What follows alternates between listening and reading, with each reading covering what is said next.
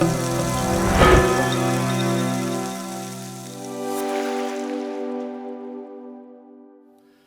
everybody. I guess you guys figured out this is a banjo. But you'd be surprised, people think it's all sorts of things when I take it through the airport. Guitar, mandolin, ukulele, giant lollipop, firewood. But no, just a banjo. I actually might just hold this during the entire talk because I'm kind of out of my comfort zone, so if you guys don't mind, I'll hold on to this thing. I'll play a little bit too.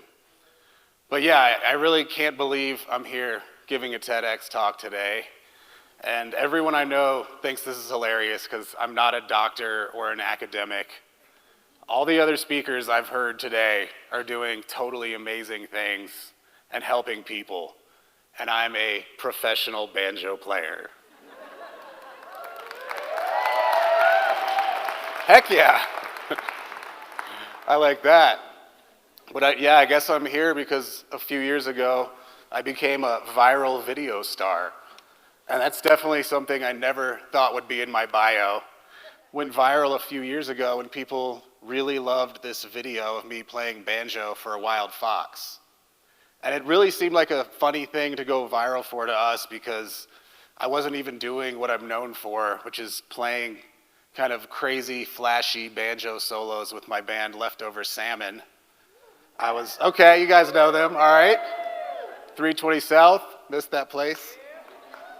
No, I was just messing around in the claw hammer style with a simple melody and chord progression, and it came out like this. I'll play a little bit.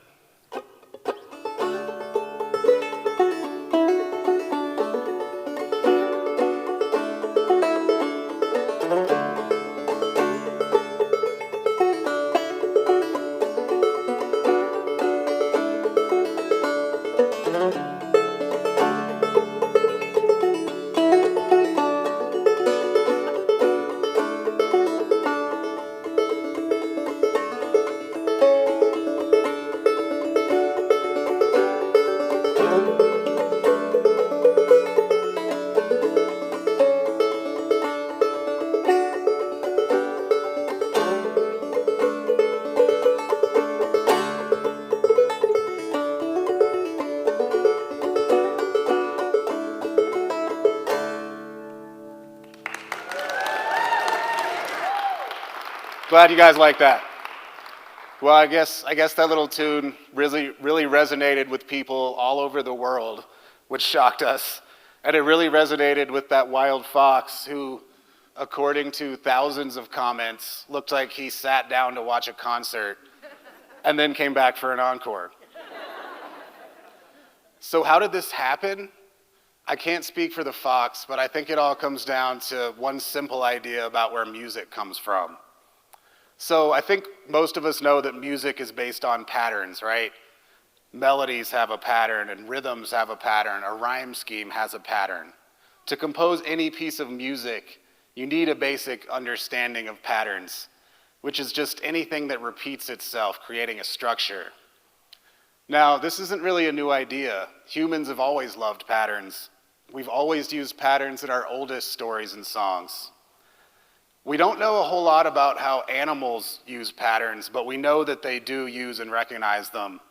Some studies have shown that fireflies actually can recognize certain flashing patterns as mating calls.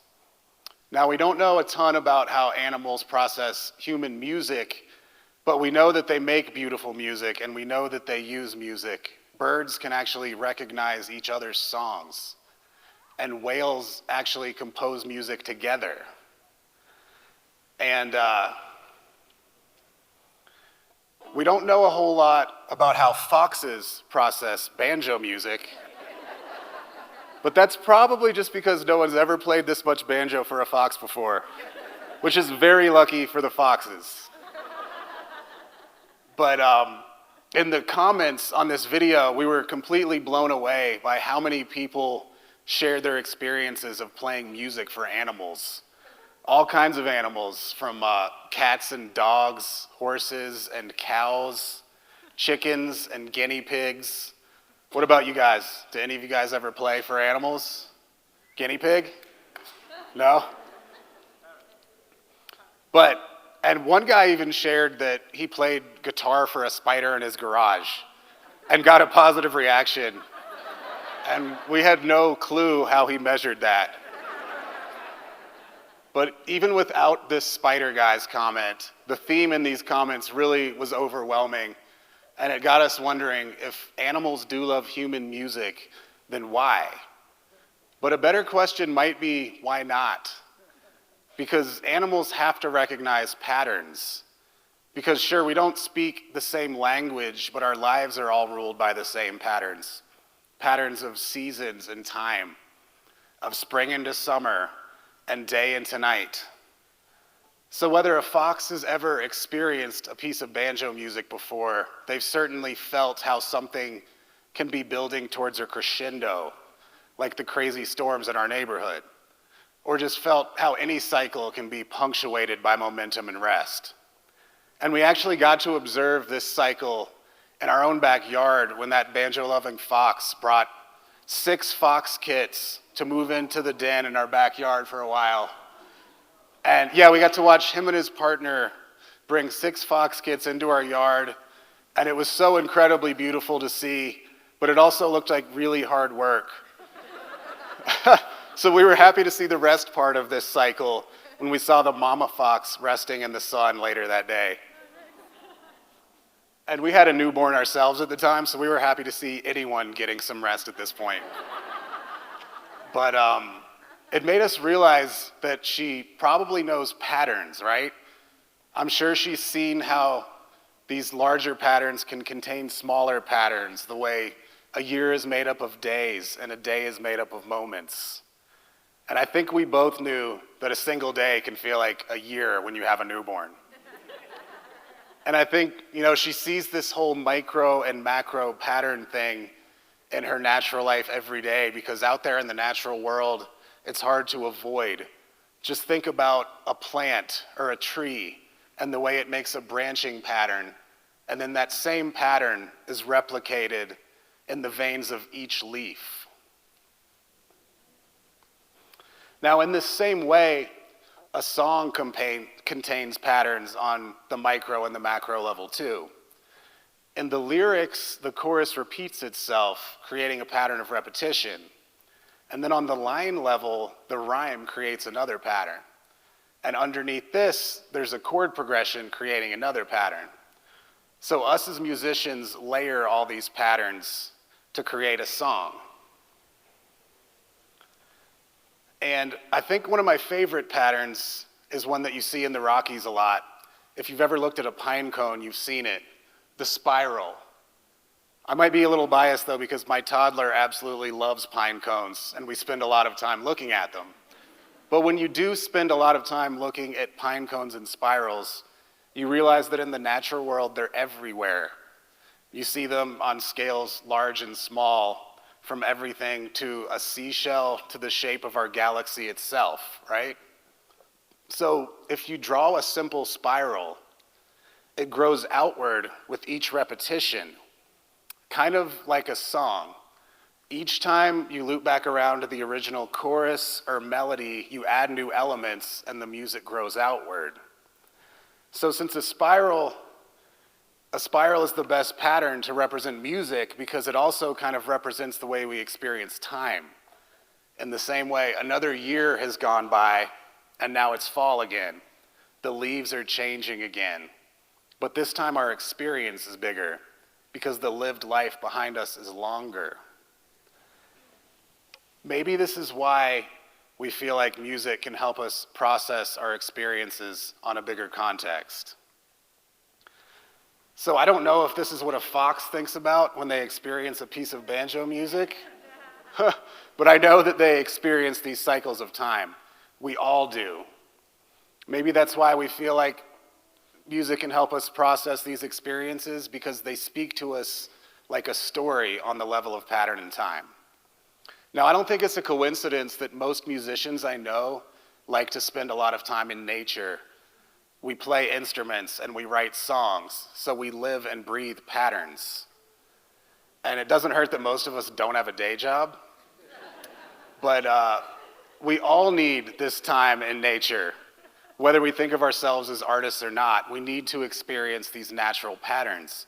Otherwise, we might fall back on other shapes like the sharp angles and straight lines that you see on profit graphs and corporate hierarchies.